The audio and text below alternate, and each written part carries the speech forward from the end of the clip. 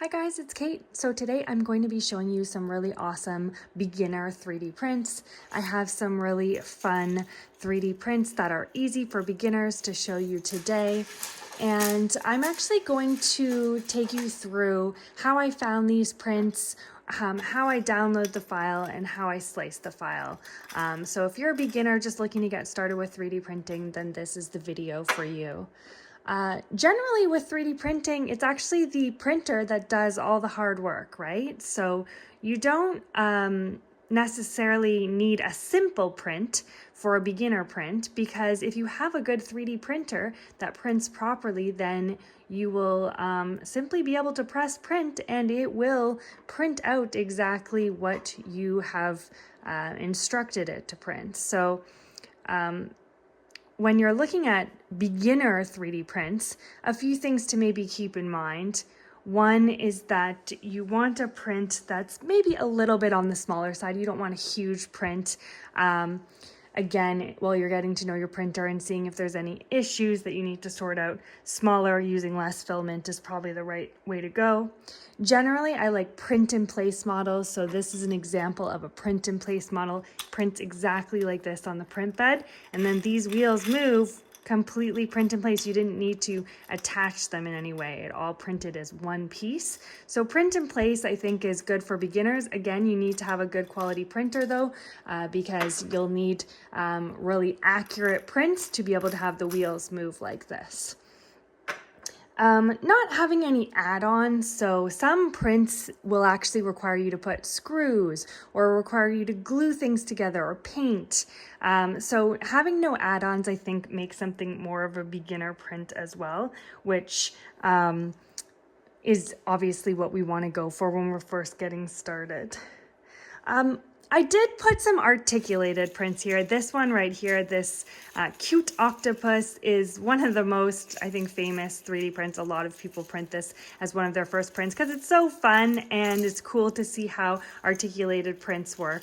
I think it's a good test of your printer to see how well your printer prints, but really big articulated prints with a lot of moving parts might not be best for your first print. Generally sticking to one color. So even here where I have two colors, obviously each one was printed separately. So you can switch filament colors if you have multiple pieces to your print. But if you're just using a regular FDM printer that only prints in one color, you're going to be stuck with your one color. So I'm going to show you all these prints today. And again, first I want to show you exactly how I found these prints. And I want to take you through the process of downloading and slicing a file for printing. So this is Printablescom. I love this website for beginners for looking for 3D prints to print on your printer. This website has a whole bunch of different print models that you can download for free and print on your 3D printer. The authors of these models have put them up here for you to download. Of course, you need to be careful about the licensing. You can't necessarily sell things that are on this website, but you can certainly use them for your own enjoyment. Here they have these featured models. These are ones that are highly rated. So a lot of really cool models. We'll click Explore Models here and we'll see some really cool designs. If you are looking to potentially sell items with your 3D printer, you can go here to Show Only Models and click the license here and select a license that allows for commercial use. For beginners, I mentioned before that I think print in place models are a great place to start. There's a lot of really fun print in place models, again, where the whole objects print at once in place. So if we'll just type that in and see, you can of course search anything, you know, a vase, a toy, fidgets, whatever it is that you're looking to print, and find it on this website. So the first thing that pops out to me as I'm searching through here is this print in place excavator. It's got a lot of likes here, so I can click on it here and I can download this file. One thing you might want to check out as a beginner is the makes and comments section. So you can see here, other people have made this model with success, which is always good. You can see how other people have commented. You can show how it's printed. And so some people may also give tips as to what settings they use on their printer for the print to turn out well. This one, this person's printer needs a little bit of adjustments in their settings. You can see a whole bunch of lines here. So again, that's obviously more of a printer issue given the quality that we're seeing from other people who are printing out the same model. So then if I want to actually get this STL file to put on my printer, then I'm going to go to download, and then here I have the STL file.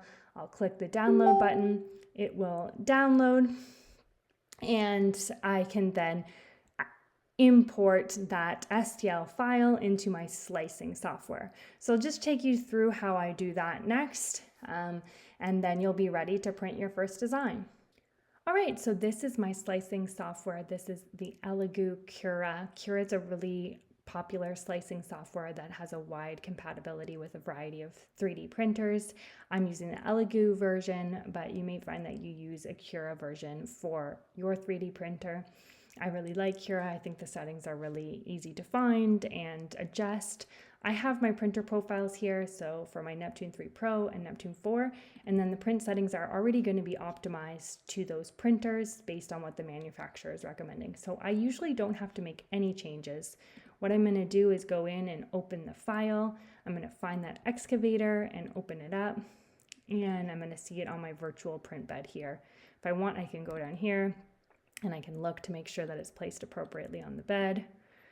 I could do things here with the model, like I could rotate it, I could scale it, but I'm not going to do any adjustments at this point. I also have it set up for just generic PLA, which is what I'm going to be using, but you can change the material if you have, for example, PETG as an option here. And I'm not going to make any adjustments to my normal profile here. There is a fine and an extra fast profile that you can also use, but I tend to stick with the normal profile.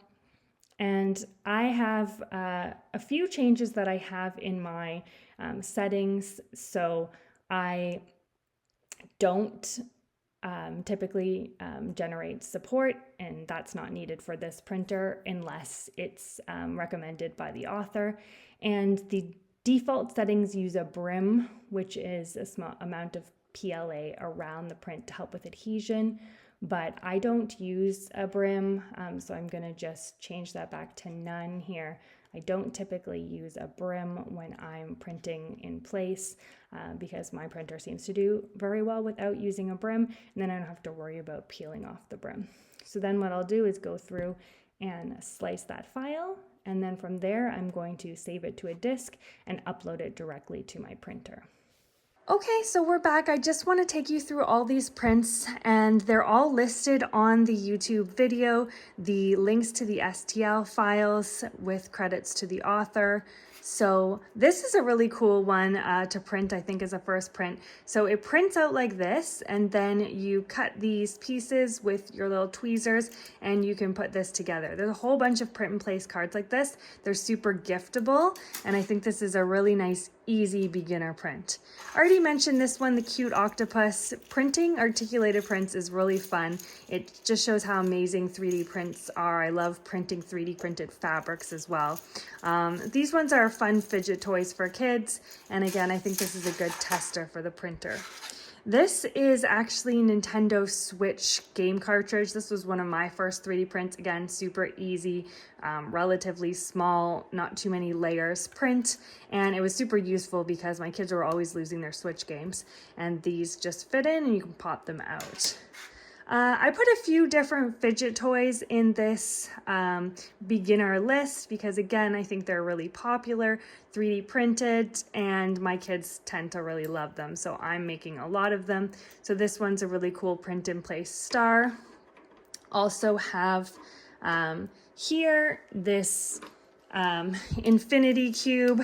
This one, again, is a good test of your 3D printer because if your printer is not super accurate. If you might need to tweak or adjust, this might be very stiff and you might get cracking or breakage when you try to twist it.